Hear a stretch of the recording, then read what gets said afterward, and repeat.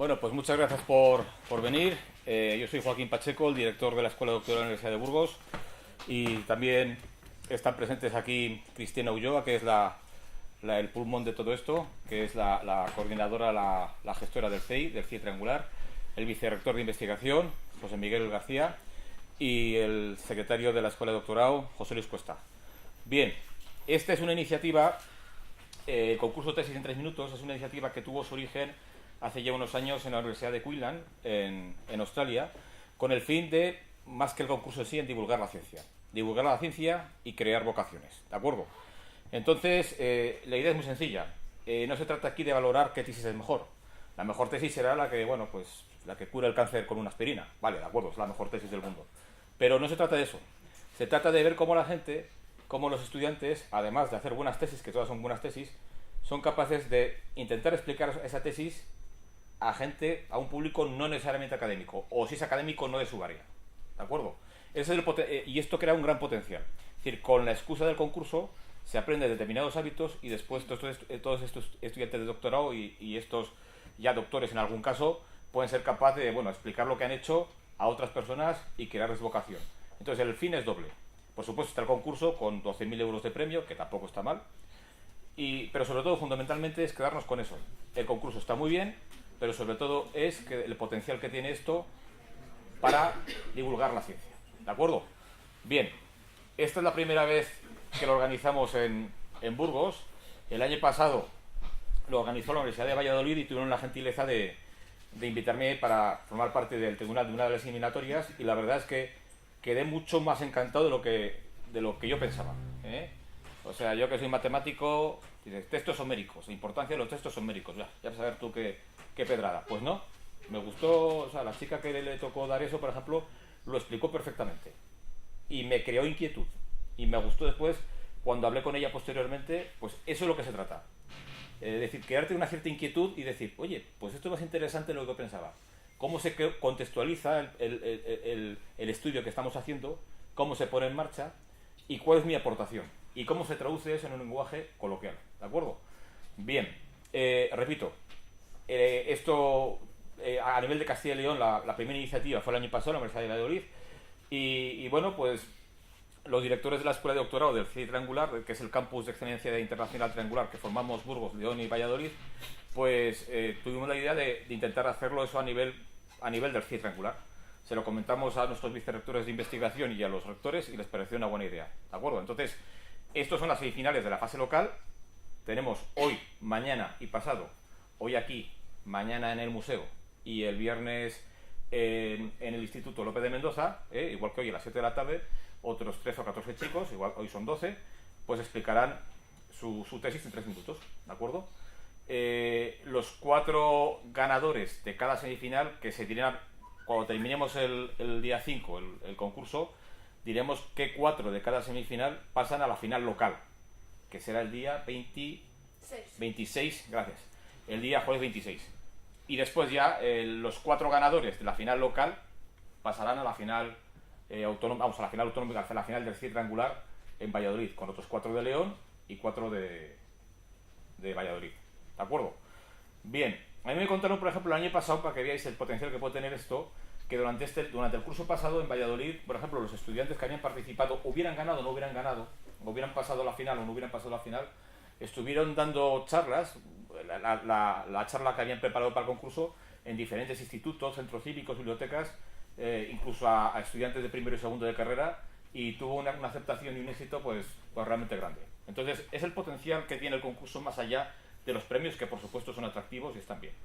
Bueno, pues sin más dilación voy a presentar al jurado. Han tenido la deferencia de venir aquí Emiliana Molero, que es la secretaria general de la Federación de Asociaciones Empresariales de Burgos, Aitor Aparicio, que es gerente del Centro de Enfermedades Raras, y la anfitriona en este caso, que es Carmen Monge, que es la directora de esta biblioteca. Muchísimas gracias a los tres, igual que a los jurados de las otras semifinales y de la final. Muy bien, pues ya sin más dilación, vamos a ver qué tal sale. Este es lo primero que hacemos, entonces si cometemos algún error, que lo cometeremos, pues esperamos que sean diligentes.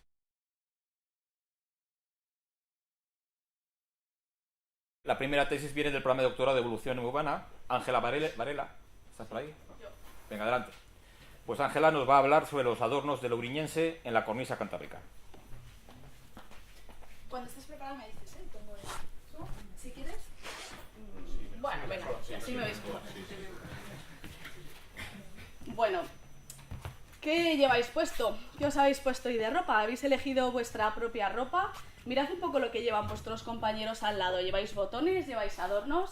Mirad, nosotros, los Homo sapiens, venimos no aparecimos en Europa, sino que venimos de África. Todos somos africanos. Hace unos 150.000 años salimos de África, aparecieron pues los primeros Erasmus, los primeros viajes del Inserso y empezamos a llegar poquito a poco aquí a Europa, ¿no? Siempre sabemos, pues que siempre dicen, ¿no? Que según vete con el médico, no, por ejemplo, vete con corbata, que según te ven te tratan, ¿no? Pues esto es igual. Nosotros nos vestimos, nos adornamos, elegimos nuestras propias vestimentas y estos primeros sapiens que llegan de África y que empiezan a venir hasta Europa hace aproximadamente 150.000 años ya llevaban ropas, ¿no? Como para en plena glaciación ir sin ropa, como en Burgos, por ejemplo. Entonces vienen con ropa y vienen con adornos. El auriñaciense es un periodo que sucede hace unos 40.000 años en Europa, y en Europa hay tres focos principales. Está Europa central, Alemania, está Francia y está la cornisa cantábrica.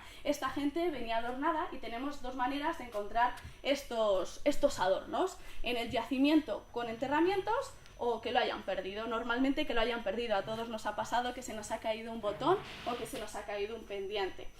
Estos adornos pueden estar hechos en asta, en hueso, en roca e incluso en diente. Hay una cueva incluso que tiene dientes humanos hechos en colgantes. Estos colgantes no solo se usaban como collares, sino que también se cosían. La labor de esta tesis es simplemente, que ya es decir, analizar estos restos, ver las marcas de fabricación y las marcas de uso, como cogiendo las mismas conchas, como esas que hay ahí, y al microscopio analizando pues estas marcas. Podemos saber que lo cosieron, que lo colgaron, y al final, nunca mejor dicho, es encontrar el paralelismo con la gente que se adornaba en Europa. Venían con esa ropa desde Europa, la inventaban aquí, se ponían los adornos aquí, había modas en aquel momento, porque al fin y al cabo de lo que nos tenemos que dar cuenta es que no hemos cambiado en los últimos 40.000 años y que nosotros nos encontramos ante gente, como veis en esa imagen, igual que nosotros, vestían y en ocasiones incluso hasta podían significar algo esas vestimentas.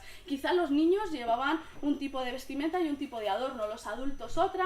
Entonces al final lo que a nosotros nos importa con este estudio es descubrir si esa gente que venía de África traía sus propios adornos, si aquí desarrollaba unos nuevos, bueno, para saber si en aquel momento pues habría modas. Y recordad eso, que no hemos cambiado apenas en los últimos 40.000 años. Muy bien.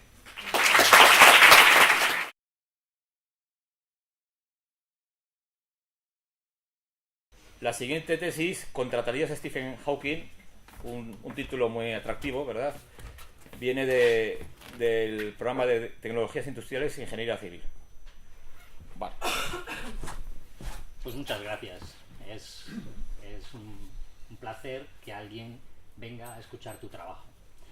Pues porque resulta que vamos al colegio, vamos a los institutos, vamos algunos a la universidad, algunos seguimos formándonos en nuestra vida laboral, y todo esto lo hacemos para encontrar un trabajo o para mejorar.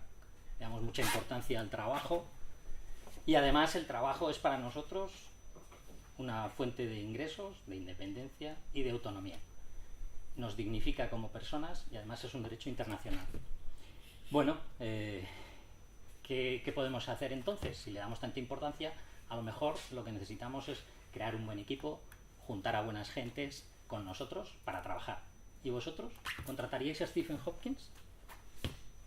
¿Pero en qué Stephen Hawking estáis pensando? ¿En el científico? ¿En esa persona que os va a asegurar unos buenos resultados, reconocido prestigio, bestseller? ¿O os habéis quedado con la imagen de Stephen Hawking en silla de ruedas, que se comunica con nosotros con un interlocutor vocálico? Pues son la misma persona.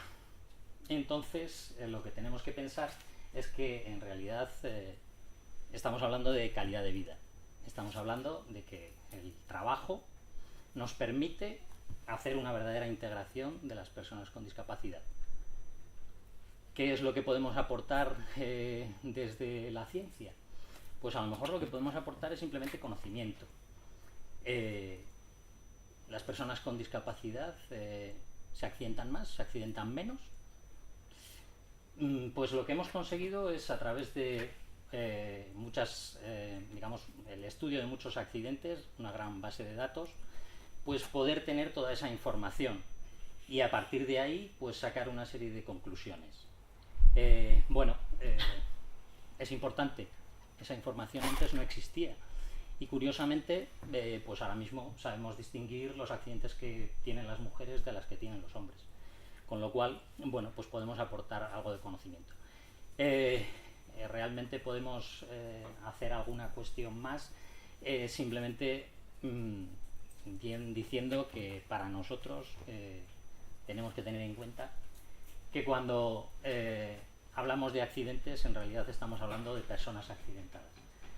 No es fácil hablar de accidentes y no quiero que os vayáis con esa imagen. Prefiero que os vayáis con esta imagen, la de un Stephen Hawking, científico, que es capaz de demostrarnos que en gravedad cero no necesita su silla de ruedas.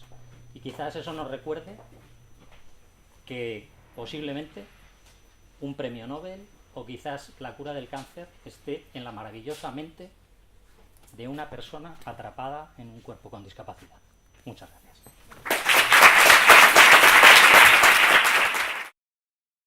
La siguiente tesis también viene del programa de doctorado de Tecnologías Industriales e Ingeniería Civil. En este caso es Virginia Edo, muy bien. Caracterización, modelado y optimización de superaleaciones mediante técnicas de aprendizaje automático. Venga, Buenas tardes. Imagino que tras ver mi diapositiva todos ustedes se pregunten ¿qué hace Aníbal Lecter en la pantalla? ¿Acaso existe alguna relación entre la película El silencio de los corderos y una tesis sobre la caracterización y el modelado de superaleaciones? Pues bien, por extraño que parezca, lo cierto es que existen múltiples analogías entre dicha película y el estudio de superaleaciones mediante técnicas de aprendizaje automático. En El silencio de los corderos, una jovencísima Jodie Foster trata, junto con su equipo del FBI, de capturar al famoso Buffalo Bill, responsable de una serie de homicidios sistemáticos. En mi tesis, una servidora, junto con mis directores, especialistas en técnicas de aprendizaje estadístico, tratamos de resolver lo que puede ser visto como un caso de asesinatos en serie de superaleaciones. Las superaleaciones se caracterizan por una elevada resistencia mecánica y una elevada estabilidad superficial a elevadas temperaturas. Son materiales punteros que se emplean principalmente en turbinas de gas, reactores nucleares, equipamiento para la industria petroquímica y turbocompresores de automóviles. Este hecho, el que sean especialmente buenas ante condiciones extremas y que se apliquen en campos de alto nivel, las hace especialmente atractivas para nuestro asesino, el cual parece tener especial predilección por atacar los puntos débiles de sus víctimas, como son los puntos de soldadura o las zonas en las que han sido previamente mecanizadas, zonas que ataca con especial crueldad y donde deja su inconfundible huella, el óxido, motivo por el cual le denominamos corrosión. Las características de las superaleaciones y los efectos de los tratamientos térmicos sobre ellas son bien conocidos por la comunidad. Sin embargo, existe un gran vacío de conocimiento en torno al efecto combinado de las transformaciones microestructurales que tienen lugar como consecuencia de la soldadura y el mecanizado y los posteriores tratamientos térmicos, lo cual parece hacerlas más susceptibles a la corrosión. Disponemos de información acerca de múltiples casos. Sin embargo, la identificación de patrones de comportamiento de la corrosión no es algo trivial, ya que las variables implicadas son diversas y no parecen tener relación entre sí: temperatura, intensidad de corriente, tiempo. Así como en El silencio de los corderos acaban recurriendo al psiquiatra Aníbal Lecter para que les ayude a identificar los patrones de comportamiento del asesino, nosotros hemos recurrido a las técnicas de aprendizaje automático, un conjunto de técnicas estadísticas y computacionales que se implementan de manera algorítmica y nos permiten obtener un conocimiento en profundidad de nuestra problemática en base al análisis de una serie de casos. Gracias al aprendizaje automático, hemos encontrado relaciones significativas entre variables que nos han permitido identificar los parámetros y rangos críticos, lo cual es fundamental para acabar con la corrosión. No obstante, al igual que apostar por Lecter fue arriesgado por parte del FBI, ya que les ayudó a capturar al asesino, pero perpetuó nuevos crímenes, el aprendizaje automático también es un arma de doble filo, ya que se trata de un conjunto de herramientas de análisis con carácter genérico que pueden ser vistas como una caja negra que oculta decisiones humanas, dándoles una falsa apariencia de objetividad, lo cual es especialmente peligroso en el caso de aplicarse a fenómenos sociales si no se toman las precauciones éticas pertinentes. Gracias por su atención.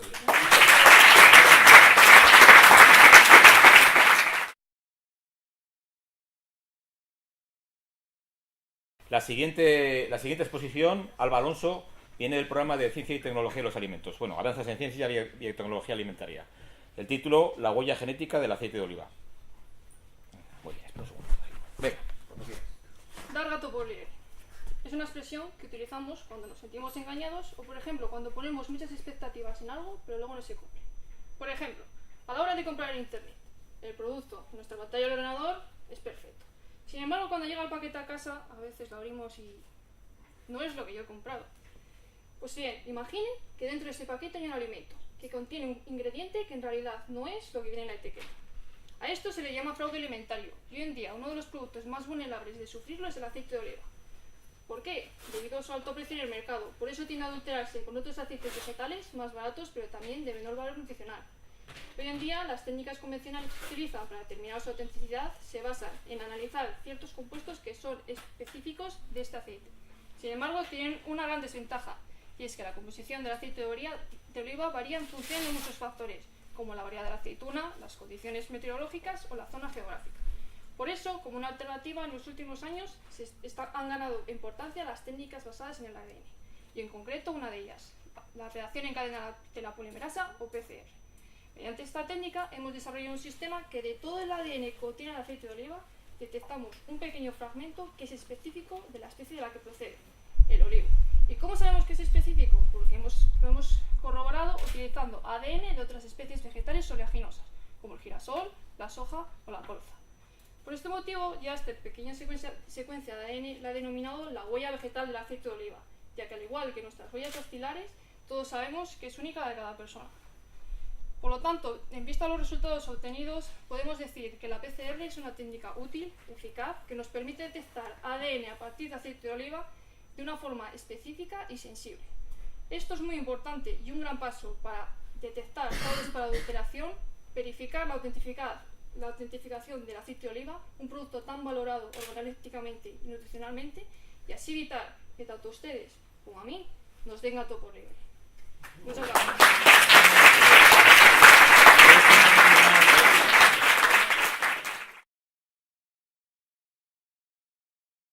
La siguiente tesis, la siguiente exposición, Icía García, del programa de educación, va a hablar sobre un problema muy actual, detección escolar del maltrato físico y abuso sexual infantil. Bueno, un segundito, venga, cuando quiera. Elsa tenía 4 años y falleció el pasado 3 de agosto tras ingresar en el hospital con una parada cardiorrespiratoria a causa de los golpes y abusos a los que había sido sometida. No es un caso aislado. 6 de cada 10 menores en el mundo sufren algún tipo de violencia física. Cada 5 minutos a nivel mundial fallece un niño por un acto violento. En España, en el año 2008, fueron 12 los niños que fallecieron a manos de sus propios padres, y la entidad pública operó en 2015 con 42.628 expedientes de protección. Con respecto al abuso sexual infantil, la tasa de incidencia en nuestro país oscila entre un 10 y un 15% en el caso de los varones y un 18-22% en el caso de las mujeres. En esta misma sala existe una alta probabilidad de concurrencia de casos de abuso. Save the Children apunta a que solo entre un 10 y un 20% de los casos son detectados.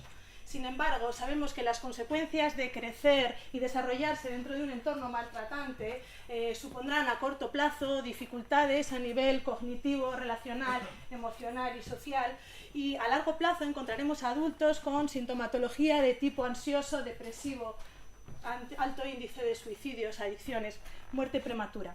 Detectar y notificar es uno de los pasos fundamentales para proteger a la víctima y poder dotar de todos aquellos recursos que sean necesarios para su recuperación. La ley apunta a los profesionales que trabajamos con la infancia para poner en conocimiento todos aquellos casos de los que seamos conocedores o simplemente tengamos sospecha de que estén ocurriendo. El ámbito escolar es uno de los ámbitos fundamentales para poder observar a los niños en diferentes situaciones de aprendizaje, de relación, de juego libre, que aportará multitud de datos sobre el bienestar o el malestar de ese menor, siempre ante un observador atento y comprometido. Este es el objetivo de esta tesis. queremos conocer cuáles son las dificultades que tiene que afrontar el profesional del ámbito docente para poder detectar y notificar estos casos. Falta de conocimientos específicos sobre la problemática del maltrato y el abuso, cognición o concepción social sobre ello. Queremos conocer para superar y poder elaborar instrumentos de evaluación válidos que nos permitan que no vuelva a ocurrir que un 3 de agosto fallezca una menor de 4 años a causa de los golpes y abusos recibidos y parece que nadie lo había percibido, o que en el peor de los casos, habiendo sido percibidos, habían sido silenciados. Gracias.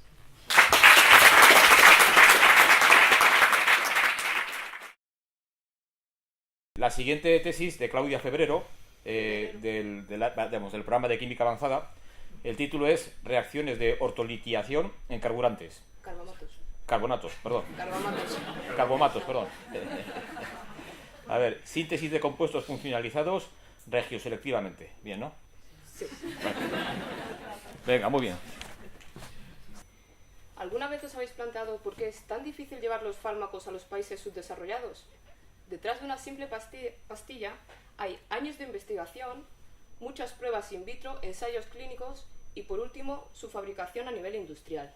Todos estos procesos implican un grandísimo impacto medioambiental, a la vez que un alto coste económico que los países desarrollados sí nos podemos permitir. Por ello, mi tesis se centra tanto en reducir el impacto ambiental como los costes económicos, a la vez que en desarrollar nuevas moléculas que permitan acceder a nuevos fármacos con actividad farmacológica en el cuerpo humano. Supongo que os preguntaréis en qué consisten las moléculas funcionalizadas.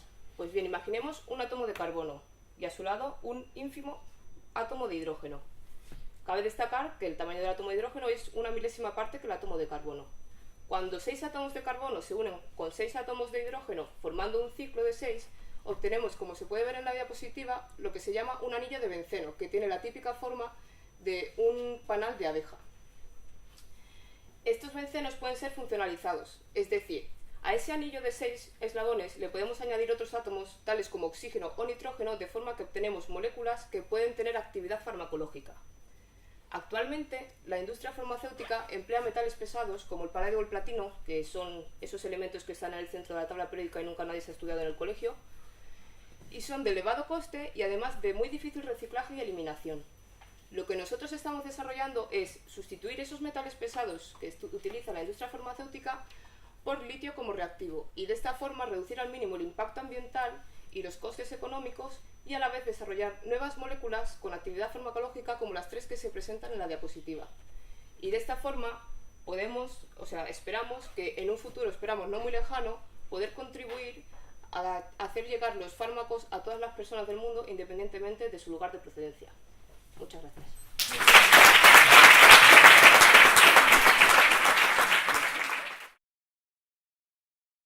En este caso es Álvaro Arnaiz, del programa de Tecnologías Industriales e Ingeniería Civil, y el título es Estudio de métodos de selección de instancias, separando el grano de la paja. Y aquí, para que no se me olvide, ahí dejo la diapositiva. Venga, cuando quieras. Los grandes avances de la humanidad han sido posibles gracias al conocimiento. Desde las primeras herramientas de piedra, que posteriormente fueron de bronce y más tarde de hierro, la ciencia y la tecnología han avanzado gracias al aprendizaje y al conocimiento del medio que nos rodea. Vivimos en la era de la información, creo que es evidente. Y la inundación de datos que sufrimos es brutal. Desde 2014 hasta 2015 se generaron tantos datos como todos los que se habían generado hasta esa fecha. Y esto solamente va más. Se estima que para 2030 la cantidad de información generada por la humanidad sea 300 veces superior a la que se generó en 2005. El problema es que el conocimiento no está creciendo al mismo ritmo que la información. En las ciencias de la computación, que es donde yo centro mi investigación, solemos decir que sufrimos una inundación de datos, pero estamos sedientos de conocimiento. Y es así. Pensarán ustedes, porque de toda esa información, de todos esos datos, no todos son relevantes, no todos son útiles. Y es verdad, hay mucha información que tiene ruido, información anómala, o simplemente mucha información que es redundante, está repetida. En eso se centra mi investigación. Mi tesis se trata en estudiar y diseñar esos métodos que solemos llamar algoritmos, que son capaces de diferenciar de todos esos datos, de toda esa información, que nosotros llamamos instancias, aquellas que son las más representativas, las que más información ofrecen. En otras palabras, separar el grano de la paja. El problema, o uno de los problemas de estas técnicas, es que son tremendamente complejas. Defino la complejidad como el ritmo al que crece el tiempo de procesar los datos a medida que crece el volumen de datos. Y estas técnicas suelen sufrir una complejidad exponencial, es decir, si el volumen de datos se multiplica por 10, el tiempo de procesarlo se multiplica por 100, haciendo imposible tratar conjuntos de datos muy grandes como los que podemos imaginarnos. Uno de los resultados de mi tesis doctoral ha sido la generación y el diseño de un nuevo método de complejidad lineal, es decir, si el conjunto de datos se multiplica por 10, el tiempo de procesarlo se multiplica también por 10.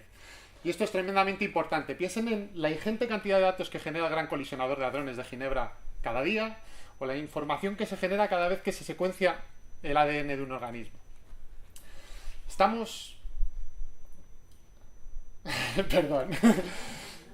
tan acostumbrados a esta inundación de información que no nos damos cuenta de lo difícil que es seleccionar esas islas de conocimiento en ese mar de datos que son las responsables de que la humanidad avance. Muchas gracias.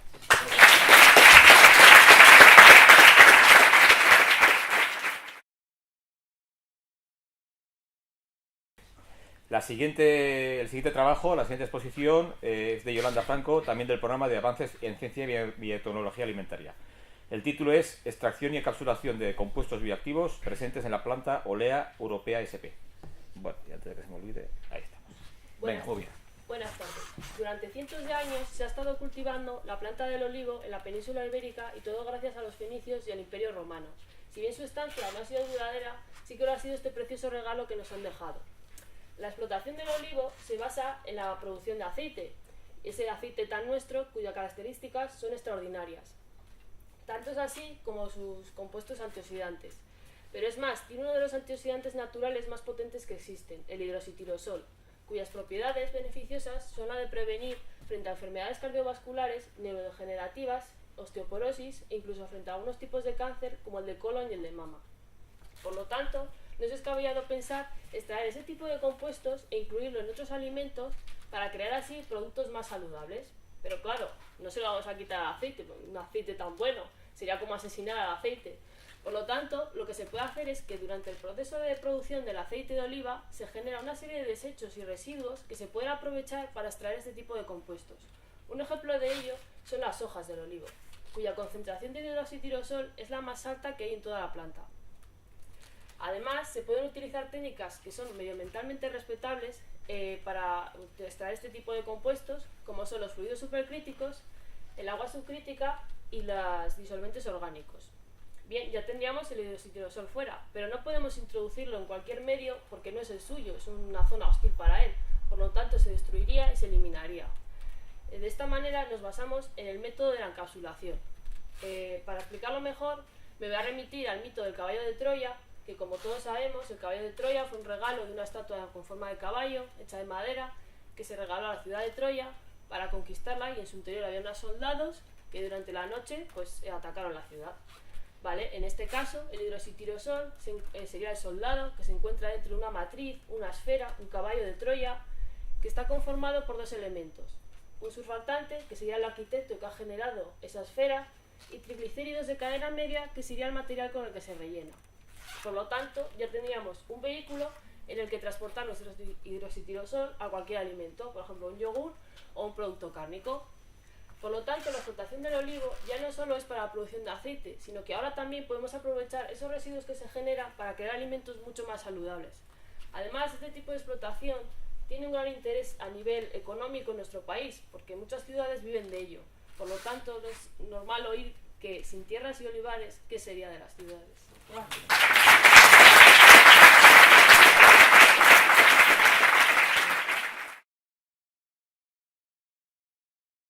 En este caso es Silvia Rivas, de la Facultad del Programa de Humanidades y Comunicación. El título de la tesis: Manual imprescindible de los monumentos de Castilla y León. Venga, muy bien. Buenas tardes.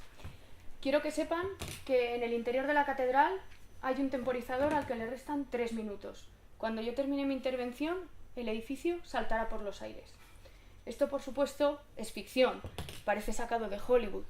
Pero lo que quiero es que se pregunten por qué nos encoge el estómago o por qué nos pone la piel de gallina solo imaginarnos esa situación. La respuesta es porque lo consideramos patrimonio. El patrimonio, el concepto tal y como lo conocemos hoy en día, nació en Europa en el siglo XIX, en un contexto histórico en total transformación, en el que se quiso proteger una serie de edificios que por motivos históricos y artísticos se consideraban testimonio de un pasado por supuesto siempre glorioso. Pero las palabras ya se sabe que se las lleva el viento, entonces había que transformarlo en ley. Y a través de un documento, la Declaración de Monumento, se protegieron. Ahora son los bienes de interés cultural, que abreviamos como BIC, sí, como los bolígrafos, y que eso es lo que hace que se tenga la intención de proteger el edificio. Es una selección hecha a conciencia y para nada casual. El objetivo de esta declaración es conservar el bien. Seguro que muchas veces en su vida han untado mermelada en una tostada. Y lo que queremos... la mermelada, hasta que llega a la rebanada de pan, vive una serie de transformaciones, igual que los monumentos cuando se declaran. Pero el objetivo, ¿cuál es? Consumirlo con posterioridad, en el caso del patrimonio, que llegue al futuro. En realidad es un proceso complejo. En Castilla y León tenemos 2.300 bienes de interés cultural, de los cuales más de 1.000 son monumentos. Y además, el patrimonio acarrea unas cifras realmente llamativas. ¿Sabían que en 1997 las obras de restauración de la Catedral de Burgos se presupuestaron en 2.500 millones de pesetas? Desde luego que son cifras realmente llamativas y que lo que evidencian es la importancia que tiene el patrimonio. Pues con esas, en Castilla y León nos encontrábamos sin un estudio que analizase globalmente todo este proceso, y es lo que yo he realizado en mi tesis doctoral. El patrimonio monumental se comporta del mismo modo que el cuerpo humano. Requiere chequeos periódicos, tiene enfermedades crónicas, a veces requiere intervenciones de urgencia. Por lo tanto, el modo en el que se trabaja en medicina nos sirve también para estudiar el patrimonio cultural. Estableciendo los antecedentes, estudiando los síntomas, podemos establecer el tratamiento. Por eso yo en mi tesis he estudiado el pasado y el presente de todo este proceso. De este modo sabemos lo que hemos hecho hasta ahora y podemos establecer las pautas para afrontar el futuro. Muchas gracias.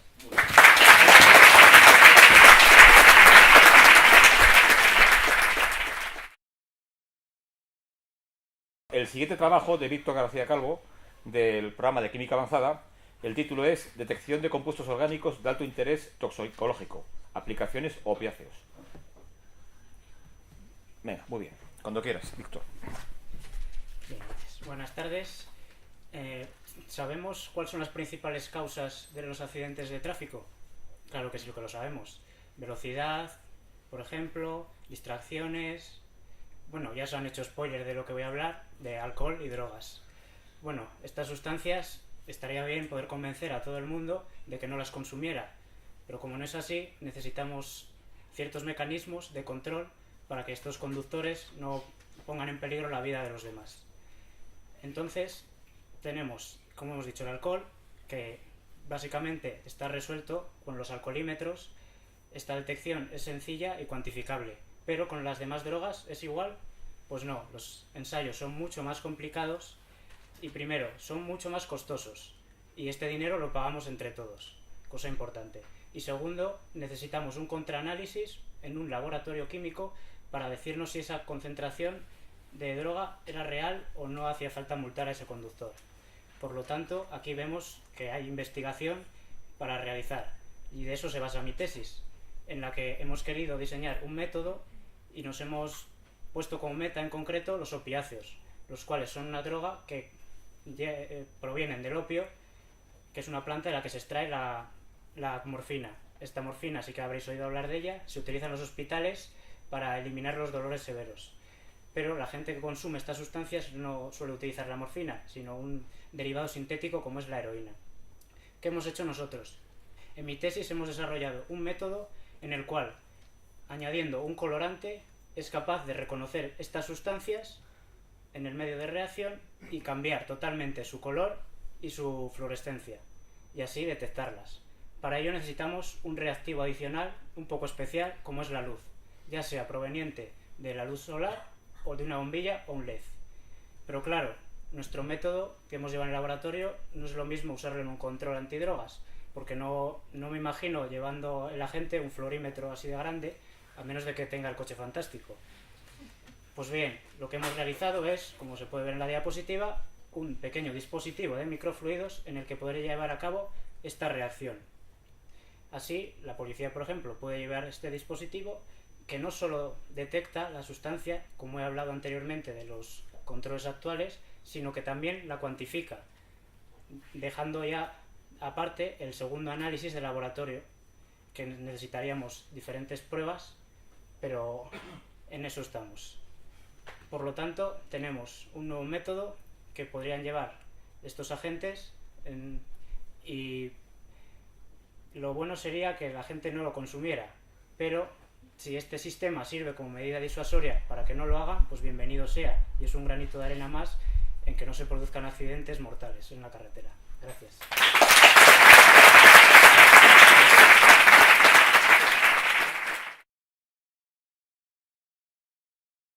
El siguiente trabajo viene del programa de doctorado de Ciencias Jurídicas, Económicas y Sociales. Lo presenta Teresa Rodríguez Cachón, y el título es Pan para hoy, pero hambre para mañana. Física jurídica, aplicada a la cadena alimentaria. Bueno. ¿Eres, no? Sí. Cuando quieras. Bueno, no se preocupen. El contenido de la diapositiva no se ha extraviado, precisamente está en blanco, porque de este modo quedarían nuestros estómagos si no prestáramos la atención debida a mi campo de investigación. Buenas tardes, mi nombre es Teresa Rodríguez Cachón y mi tesis doctoral trata sobre lo que hemos dado en llamar física jurídica aplicada a la cadena alimentaria. Veamos. En el diseño de un tren, todo ingeniero trata de minimizar la fricción que se produce entre los raíles y los vagones, porque esta fricción hace que se pierda energía, que se desaprovechen recursos. Pero esta fricción no es exclusiva del mundo de la física, sino que también es una realidad connatural al ámbito jurídico-económico, en el que recibe el nombre de coste de transacción. Dicho de este modo, seguramente les parezca un concepto extraño, pero les aseguro que es absolutamente cotidiano. Piensen en ustedes mismos ante la necesidad de comprar o vender un bien, o ante la necesidad de comprar u ofertar un servicio. Para ello deberán conocer cuáles son las posibilidades comerciales existentes en el mercado, con qué agentes contratar, bajo qué condiciones, con qué garantías de cumplimiento. Los costes que supone informarse sobre todas estas cuestiones es lo que se conoce por coste de transacción. A mayor complejidad de la transacción, mayores costes de transacción. Por lo tanto, haciéndome valer de este concepto, el objetivo de mi tesis doctoral consiste en minimizar la fricción, esto es, los costes de transacción, que se producen en la contratación a lo largo de la cadena alimentaria, en la que se relacionan desde el pequeño productor de patatas, pasando por el transformador industrial y la gran empresa de distribución. No debemos caer en el equívoco de pensar que solamente resulta importante la investigación en cuestiones tangibles y cuantificables. Más al contrario, existen determinadas cuestiones que se escapan de los sentidos, pero que son absolutamente vitales para el progreso económico y social. Tal es el caso del derecho, y en este caso, en mi caso concreto, el derecho de contratos en la cadena alimentaria. Mi objetivo final es configurar un equilibrio justo de fuerzas entre todos los participantes en el sector para que todos vean satisfechas sus necesidades. He comenzado mi intervención afirmando que esa diapositiva está en blanco, vacía, pero esto no es del todo cierto. Esta diapositiva en blanco está llena de contenido. Por un lado, representa la tan anhelada ausencia de costes de transacción que tantos beneficios reportará, tanto para el sector en sí como para toda la sociedad. Por el otro lado, esta diapositiva en blanco representa cómo quedarían nuestros estómagos si no prestáramos la atención debida a la investigación en este campo. En definitiva, la configuración de un marco jurídico eficiente para la cadena alimentaria logrará evitar que tengamos pan para hoy, pero hambre para mañana. Muchas gracias.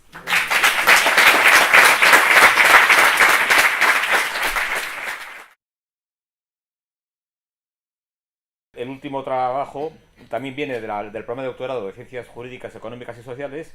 Lo presenta María Dolores Méndez y el título es El ruido del canal web como factor decisivo en la experiencia del cliente. Venga, cuando quieras, Dolores. Buenas tardes. Tengo la absoluta y profunda convicción de que las relaciones virtuales pueden ser estrechas, confiables y duraderas. No hay nada más importante que poder conseguir la deseada telepresencia que en 1989, como un carácter ya premonitorio, nos dijo Sister Milaggi en 1989, que decía que el flujo es posible cuando un usuario suficientemente motivado percibe un equilibrio entre sus habilidades el desafío que supone la interacción. Yo no soy de la generación millennial, como podéis observar, pero sí que he crecido en las películas de Star Wars y encuentros en la tercera fase donde se nos decía que la comunicación es posible. Pues bien, sí que es cierto que la aseveración de System-in-a nos habla de tres factores muy importantes. Primero, Internet supone habilidad y por tanto conocimiento. Es un desafío y eso requiere una estrategia, y desde luego el emisor y el receptor son tan importantes en una comunicación, y no solamente como hasta ahora se pensaba en el receptor. Hasta el siglo XX las variables del canal eran lo más importante. Todos los estudios estaban basados en la calidad del canal y el diseño y la navegación era lo más importante. Ahora en el siglo XXI nuevas variables cobran protagonismo. Lo que hemos comentado hasta ahora, la motivación, el aprendizaje y lo que hemos dicho. No es importante pensar, nosotros todos lo observamos a diario, lo negativo que supone una falta de conocimiento en la navegación, o qué pensamos de una empresa donde se le cae continuamente la página web. Pero, sin embargo, hay otro tema que es muy paradójico. Lo perdonamos todo en Internet como en el amor. Esto confiere una dimensión muy humana a lo que es la sensibilidad en Internet. Somos capaces de tener una actitud absolutamente condicionada a la hora de percibir la satisfacción. Por lo tanto, a la pregunta de si tenemos que incluir nuevas variables y si la comunicación es posible, el sí es rotundo. Las empresas que apuestan en una calidad, por la calidad y por la tecnología, aumentan la fidelidad del cliente. Lo más importante sobre todo es que percibe el interés que despierta en la empresa, y esto genera fidelidad. Pero una de las expectativas más importantes es que tenemos que conseguir la deseada telepresencia. ¿Cómo demostrar en la tesis que toda navegación está por encima de las expectativas y que tenemos que encontrar cuáles son los componentes que realmente intervienen en la relación en Internet? Muchas gracias.